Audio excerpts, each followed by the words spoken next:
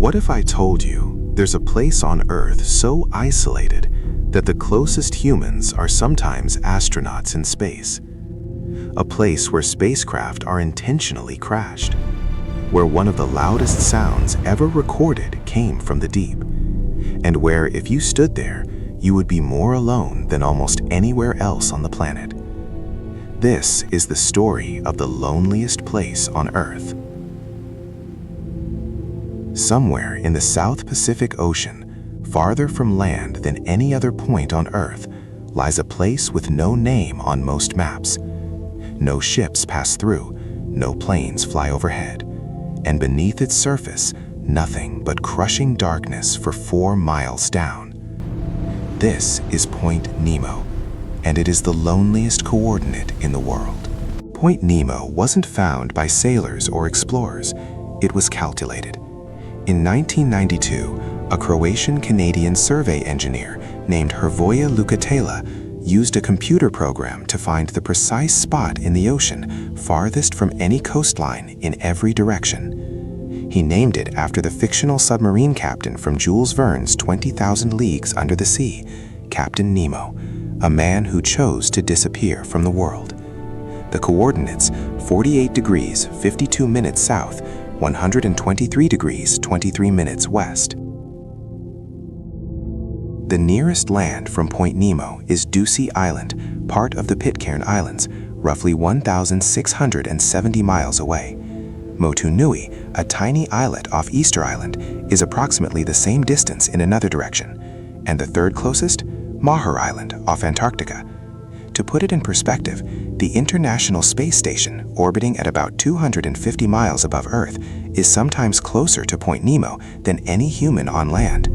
At certain orbital passes, astronauts on the ISS are literally the nearest humans to this point. The scientific term for Point Nemo is the oceanic pole of inaccessibility. Every ocean has one, the spot farthest from any shore. But the South Pacific's pole sits in a uniquely barren region. This part of the ocean is considered one of the most nutrient-poor waters on the planet.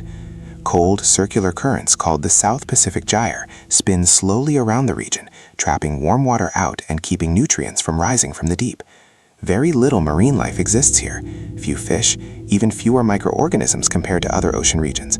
It is by almost every measure a biological desert. Here's where Point Nemo takes a stranger turn. Because of its remoteness, space agencies around the world have been intentionally crashing their retired spacecraft into these waters for decades.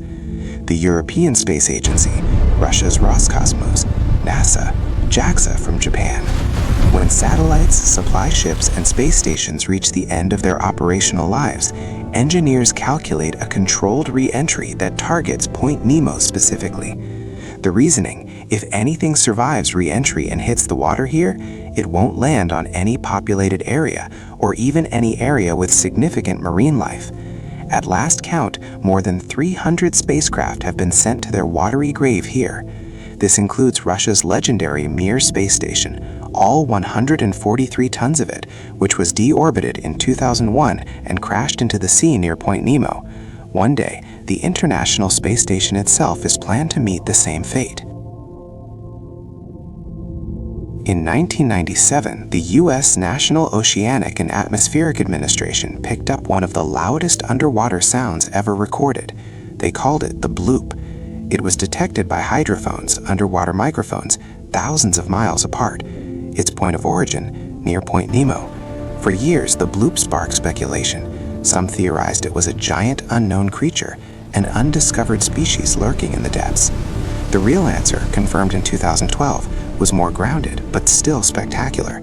It was the sound of an icequake, an enormous Antarctic ice shelf fracturing. But for a decade, Point Nemo was home to one of the ocean's great mysteries. Technically, yes, no government claims it, no authority controls it. The sea here is international waters. But practically, getting to Point Nemo is one of the most challenging maritime journeys on Earth.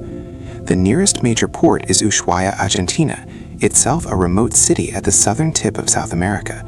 From there, a voyage would take weeks of open ocean sailing through some of the world's roughest waters. You would pass through the notorious Drake Passage and push south and west into the emptiness. A handful of sailing teams attempting around-the-world routes have passed through the region. Most describe it as surreal.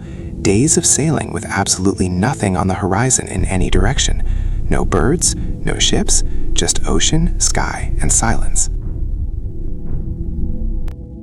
Point Nemo is a reminder that our planet still holds extremes we rarely think about. In an age of GPS, satellites, and global connectivity, there exists a coordinate where you are farther from other people than almost anywhere else possible, where the nearest human might be floating in orbit above you, where spacecraft come to die, where the ocean is so barren it's nearly silent. Point Nemo is not just a location, it is an idea, the furthest edge of the world, and perhaps the most fascinating place no one will ever visit. If you're fascinated by the hidden extremes of our planet, the places maps barely mention and science barely understands, make sure you subscribe, because next time we are diving into another real location that feels almost impossible. And trust me, it might be even stranger than Point Nemo. Stay curious.